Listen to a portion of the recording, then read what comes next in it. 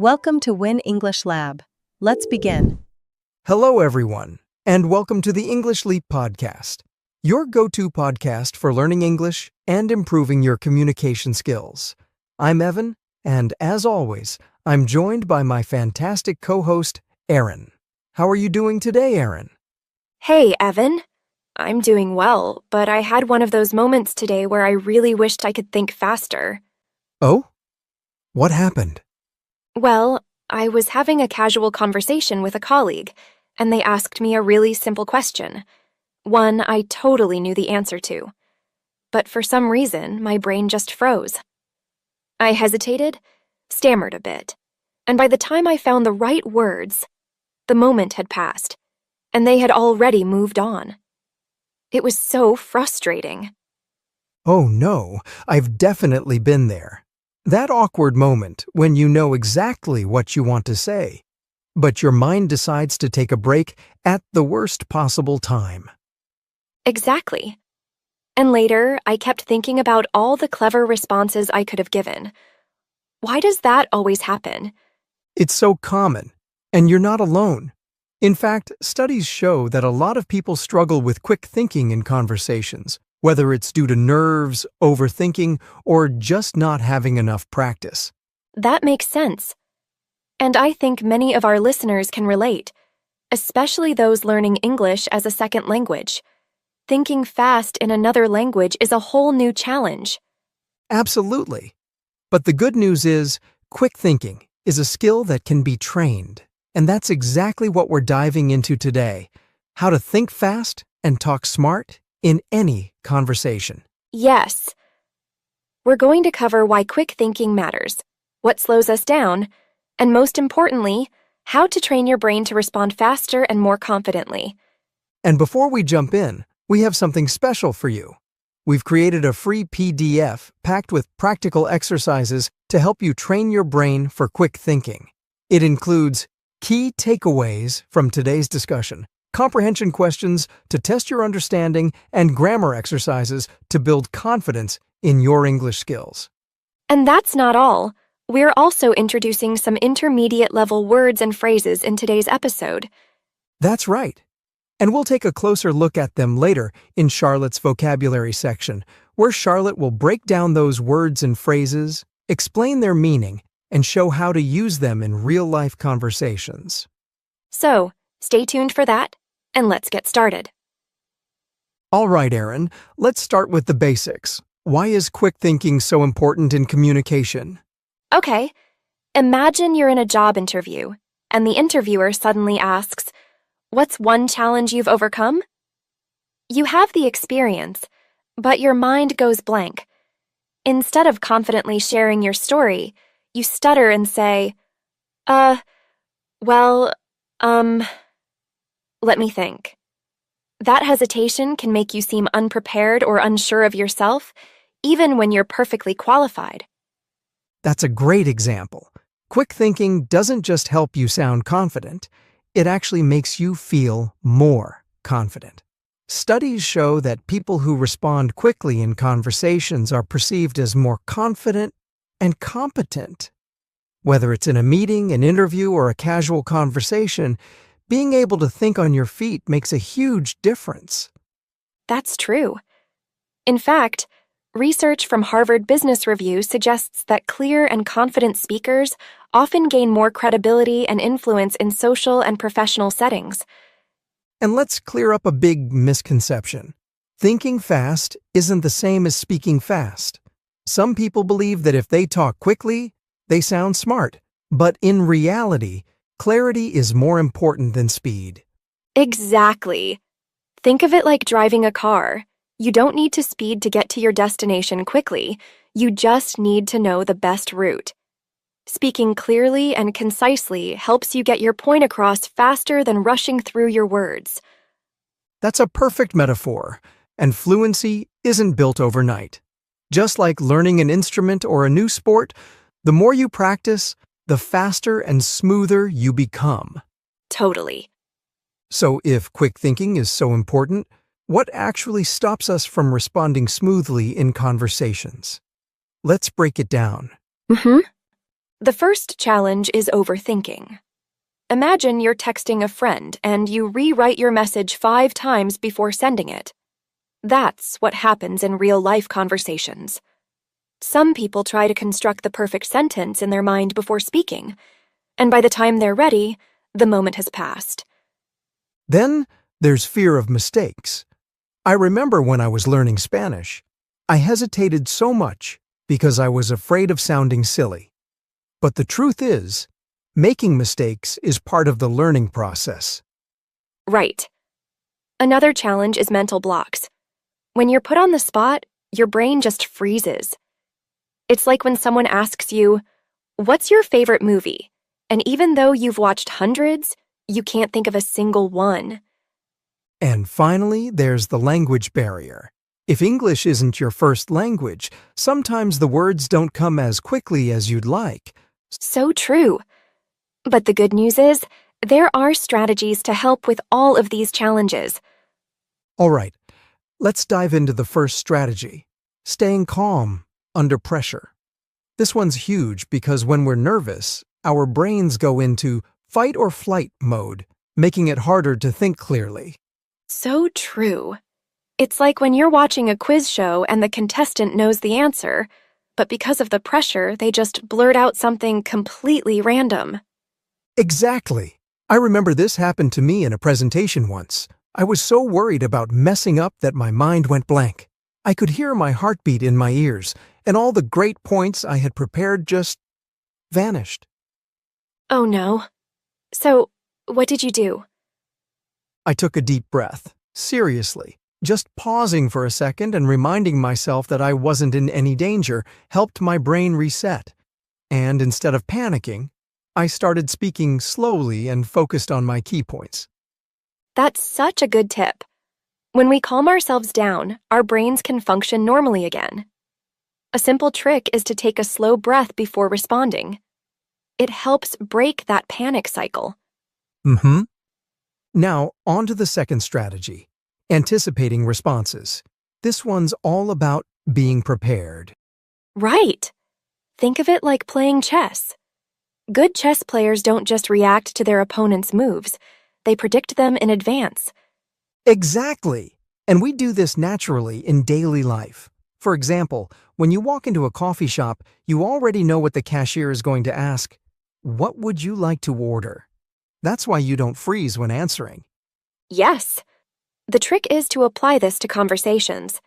If you're going to a job interview, think about what they might ask. If you're meeting a new person, prepare a few casual questions or answers.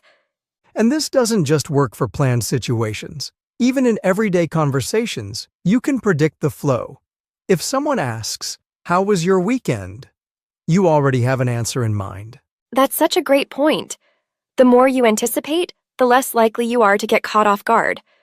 But even with preparation, sometimes we just need a moment to gather our thoughts. Which brings us to the next trick, using time fillers. This is a game changer for quick thinking. Oh, yes. You know when someone asks you a question and your brain just needs a second to catch up? Instead of standing there in silence, you can use time fillers like, "That's a great question," or "Let me think about that for a second." Exactly. It's like giving your brain a few extra seconds to load the right answer. I actually use this all the time when I forget someone's name. Instead of panicking, I'll say, I remember you from... And while I'm saying that, I'm searching my memory for their name. That's a smart trick. Another good one is, "Well, it really depends," or "I see what you mean." These phrases buy you time while making you sound engaged. The key is to make it natural. If you suddenly go silent for too long, it can feel awkward. But with fillers, you keep the conversation flowing. Now, let's talk about paraphrasing, one of my favorite tricks. Same here. Paraphrasing is when you repeat or reword what someone just said to give yourself time to think. Right. Let's say someone asks, "What do you think about the new project?" Instead of panicking, you can say, "Oh, the new project? Well, I think it's an interesting challenge. That gives you a moment to organize your thoughts. Mm-hmm. It's such a simple but effective trick. I use this a lot when someone asks me for my opinion on a complicated topic. Instead of diving in unprepared, I restate their question and give myself a second to think. It also helps in difficult conversations. If someone says something unclear, paraphrasing can help you process their words before responding. Exactly. And it makes you sound more engaged, too. Win-win. 100%. All right, the next strategy is a big one, thinking in simple structures. Yes. A lot of people struggle because they try to form complex sentences in their head before speaking. But the truth is, clear and simple beats complicated and messy every time. 100%. Imagine explaining something to a 5-year-old. You wouldn't use big, confusing words. You'd keep it simple and direct. That's the mindset you need in conversations. And the great thing is, people appreciate clarity. If you keep your sentences short and structured, like, I think this because, or my opinion is, it makes your ideas easier to follow. And it takes the pressure off. You don't need to sound like a professor. Just focus on getting your point across. Now, let's talk about active listening, because this is a superpower in conversations. Yes, a lot of people think quick thinking is all about speaking faster, but actually, listening carefully makes responding easier. Exactly. When you really listen, you pick up on keywords, tone, and context. That helps your brain process the conversation faster. It's like watching a movie with subtitles. If you miss a line, the subtitles help you catch up. But if you're not paying attention, you're lost. I love that comparison. Also, when you listen actively, you don't need to come up with something out of nowhere. You can just build on what the other person said. Yes. Instead of stressing over what to say next, just respond naturally to what's already been said. Perfect. And finally, the ultimate skill for quick thinking, practicing improvisation. Yes, improvisation, or improv, is all about responding in the moment without overthinking. It's like playing a game where you can't pause to think. You just have to go with the flow. And the best way to practice is through small exercises. One fun method is word association. If I say apple, you say, Juice. and if I say ocean, you say, Waves. see? No time to think, just respond. This helps train your brain to react faster in conversations. Another great exercise is storytelling. Give yourself 30 seconds to tell a quick story based on a random word. The goal is to keep going without stopping. I love that. And the best part? The more you practice, the better you get. Exactly. Quick thinking isn't about being born with a special skill. It's about training your brain. Wow, we covered so much today. From staying calm and using time fillers to thinking in simple structures and practicing improv, these strategies can really help anyone improve their quick thinking skills. Absolutely. And now, we have some intermediate words and phrases coming up in Charlotte's vocabulary section. Exactly. Take it away, Charlotte. Thank you, Aaron and Evan. Hi, everyone. Here are 10 words and phrases from today's discussion that will help you build your vocabulary and sound more natural in English. Thinking on one's feet. Meaning, quickly responding to a situation without preparation. Example, as a lawyer, she often has to think on her feet in the courtroom. Perceive. Meaning, to notice or understand something. Example, he could perceive the excitement in her voice even though she was trying to stay calm. Spontaneous. Meaning, doing something naturally without much thought. Example, she gave a spontaneous speech at the party that impressed everyone. Buying time. Meaning, delaying your response while thinking. Example, He started adjusting his tie to buy time while thinking of an excuse. Mental block. Meaning, when your brain freezes and you can't think of what to say. Example, during the math test, I had a mental block and forgot the formula. Overthinking. Meaning, thinking too much, making it hard to decide. Example, she spent hours overthinking her reply before sending the message.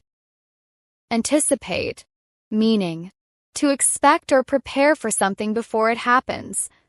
Example, she anticipated heavy traffic and left home early. Misconception. Meaning, a wrong idea or belief about something. Example, there is a misconception that drinking cold water causes a sore throat. Hesitation. Meaning, pausing before speaking due to uncertainty. Example, his hesitation before answering the question made it clear he was unsure. Improvisation. Meaning, speaking or acting without preparation. Example, the chef's improvisation with ingredients led to a delicious new recipe. Those are your vocabulary words for today. Try using them in your own sentences this week and remember to check out the PDF for more practice. Back to you, Aaron and Evan. Thanks, Charlotte. That was super helpful. Definitely. Learning new words and phrases like these makes such a big difference in fluency.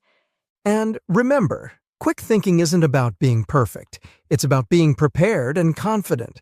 So keep practicing, and before you know it, you'll be thinking faster and talking smarter.